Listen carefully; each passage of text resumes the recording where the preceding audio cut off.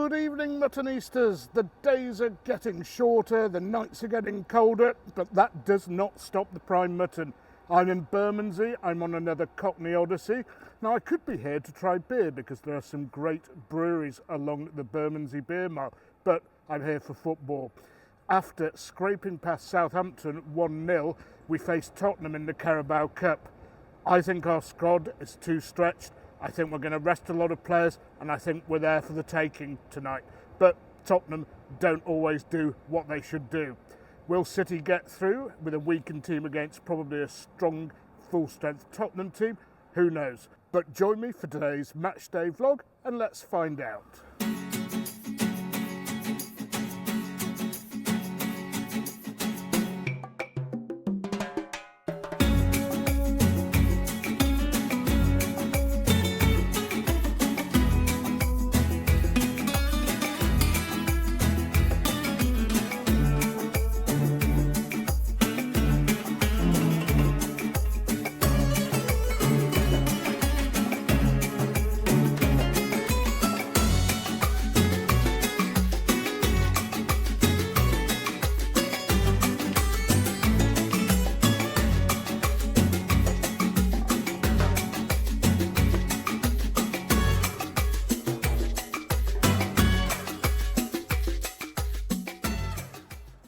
Now, I'm not going to dwell too much on this match, and I'm not going to do a long pre-match segment. Well, I've said that before, and it turns out to be long. But I've come, instead of the Arch House, which I will be going to later, to the Kernel, a very, very good brewery. I've tried a lot of their ales before, and a cask stout, but I understand they have a nitro stout, and a certain gas supplier said they serve it on 80/20. So, without further ado, I think I ought to go and try this pint. I'm hoping for a creamer or even an absolute creamer.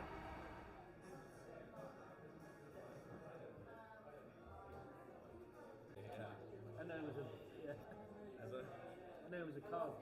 Oh, really? Okay, Muttonistas, as always, I've gone for the stout, and it's a nitro stout served at 80/20 gas levels. Now, most English stouts do have a bit of a coffee-heavy flavour to them, so this is what I'm expecting here, but it might not be the case. The Kernel Brewery, very good independent brewery, but they are, shall we say, specialists at ales and porters rather than nitro dispensed porters or stouts. But let's see, I think this should be pretty good.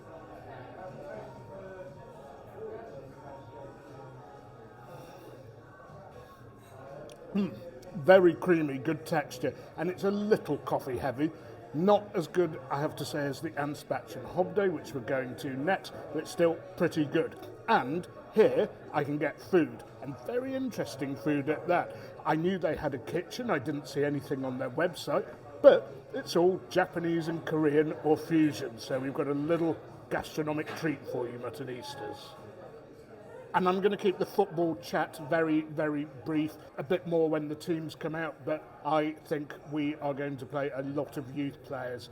Not only do we have a lot of injuries, Guardiola in the last season or two has decided to stick to a smaller squad.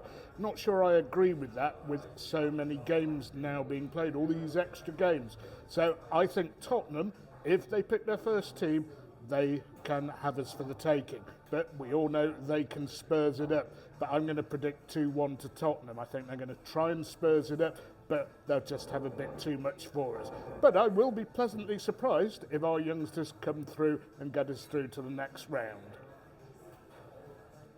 Right, Muttonistas, the food has arrived. Not sure this will go well with a nitro stout, but what does? We've got some kimchi croquettes, and we've got some short rib gyozas, the Japanese-style pan-fried dumplings, in a bone marrow gravy. Good grazing pub food, nothing too heavy.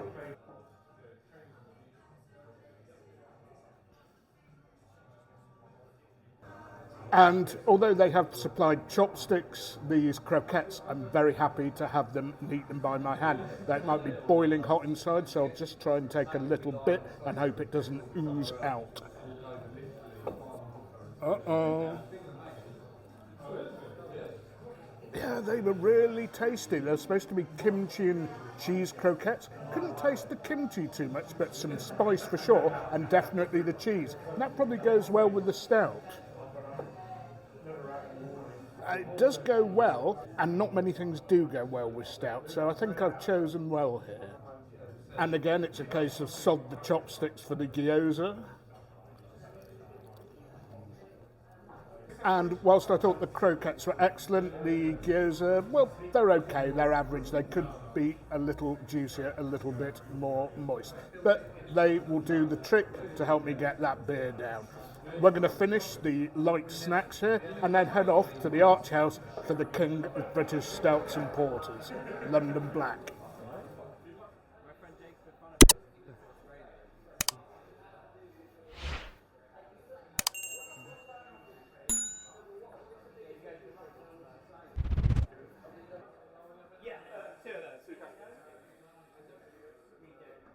And now Muttonistas, the real deal, a fine pint of London Black at the Arch House in Bermondsey, the tap room. Not just an excellently crafted porter as opposed to stout. The difference is, of course, as to whether you roast or malt the barley, and it's served with that creamy 80% nitrogen pour.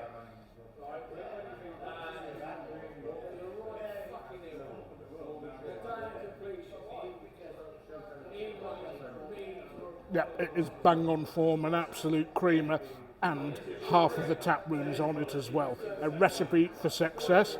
I'll see you at the stadium, where I'll bring you the team news if I have time. Well, maybe shouldn't have had that last pint. We're going to be touch and go for the kick-off, but the team news has come out, and Tottenham have gone pretty strong, just one inexperienced player there. As for City, stronger than I thought.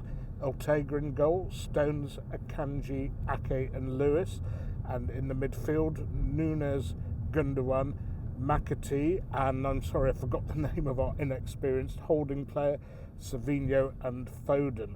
So I thought we were going to be comfortably underdogs, but given how strong Guardiola's gone, 50-50. See you at the stadium. And the holding midfielder, Nico O'Reilly. He's played before. Sorry if he or any of his family are watching this. I had forgotten his name. Very sorry about that. Well, our taxi driver was a bit naughty, dropped us miles away from the ground. Possibly we left it a little late, but we've missed the first goal. Thankfully, a Tottenham goal on 5 minutes.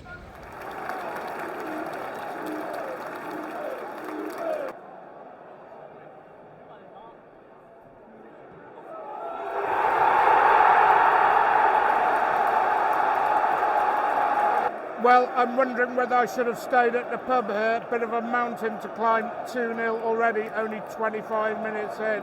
We could still do this, but it's odds against. And could Ortega have got that? Was he a bit slow? I'll leave it for you to judge.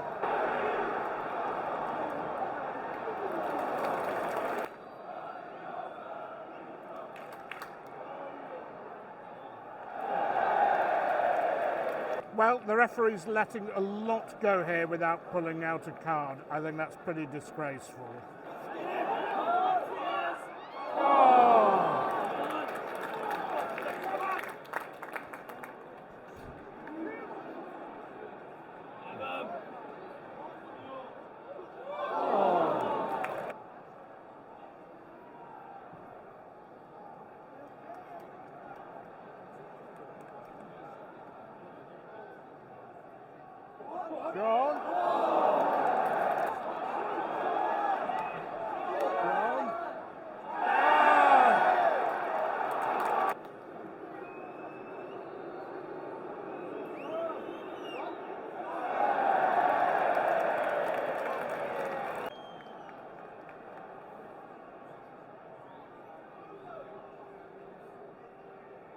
Go on. Is that gone? No!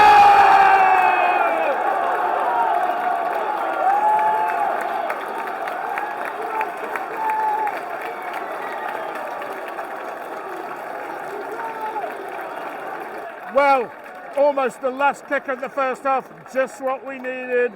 Good work down the right. I think it was Savinho, and over to Nunes. 2-1 to Tottenham. We're back in this.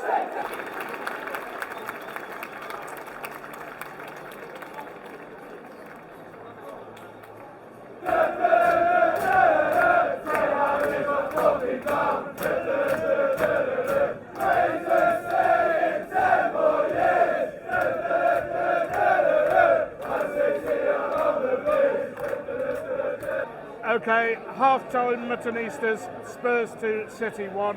I missed the first Spurs goal. Couldn't find out from other fans whether it was a mistake or not, so you'll have to see on professionally edited highlights. What I did see, the City being a little bit wet, a bit uninspired, and we went 2-0 down. I thought Ortega might have got that. I thought he was a bit slow, but maybe he was unsighted.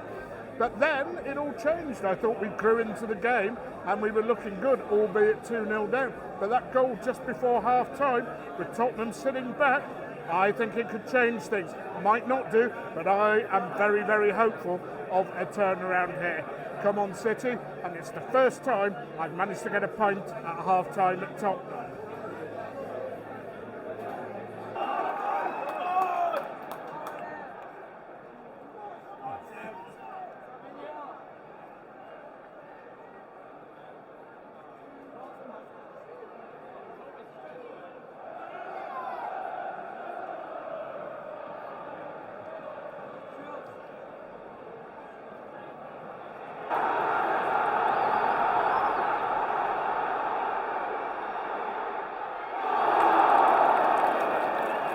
Well, not only did we slow that down going forward, which I don't think we should have done, we allowed the counter. Lewis did pretty well tracking back though.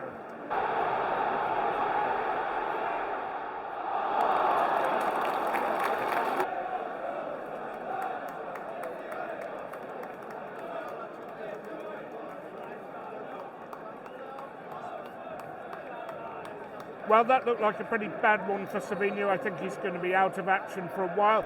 Jacob Wright has come on. I must admit, I've never ever seen him play before because I don't actually follow the youth team. Let's hope he has a good one tonight.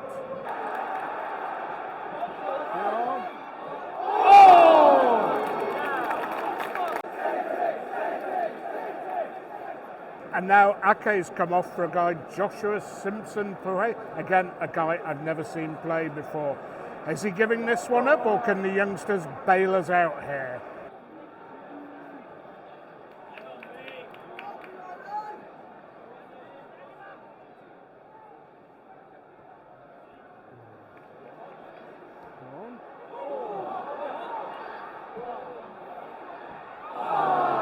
Well, 10 to go, some half chances, nothing concrete. Couple of breaks for Spurs. I wouldn't say there's a goal coming, but it could come. Who knows? Let's see what happens.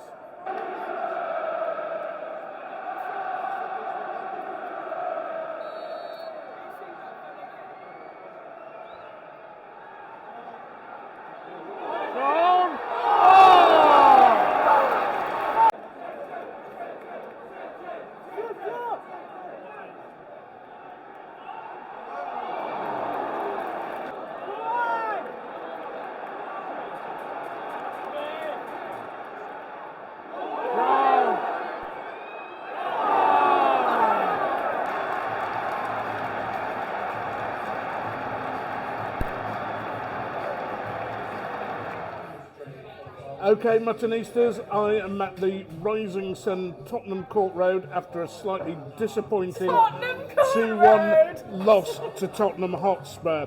And before I get on to the meat and drink of the football, I'm having a Camden Pale, which I had the other day after the City-Southampton match. But I will say that the Tottenham ground is an absolute pig of a ground to get to and away from. It's a really nice ground when you go in, but the transport links are abysmal. So we'd better have a quick slurp.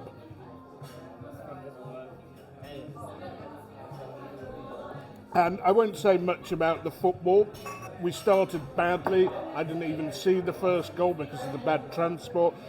And I thought maybe Ortega could have got to that second goal. He seemed slow to react, beaten on his near side, maybe should have stopped it. After that, we actually dominated the game. They had a couple of breaks. But a lot of players came off. Another bad injury, Savinho this time. Our squad is getting stretched very, very thin. And I understand why Guardiola was reluctant to bring any of the big guns on. it's not the end of the world. Tottenham haven't won a trophy for 15 years. A League Cup was their last trophy, so I understand why they wanted it more. And they did field a stronger team, I think, as they could. But some of the youngsters who came on at the end did perform creditably. Hope to see more of them in the future. Just needed a killing final ball. Although that goal line clearance at the end, that was vital. Anyway, Muttonistas, I'm going to leave it at that. It's not the end of the world losing in the League Cup. We aren't prioritising it, although I do like the League Cup myself. But until next time, please remember to keep sharing, keep liking, keep subscribing, but most importantly, don't forget, you can't beat a bit of mutton.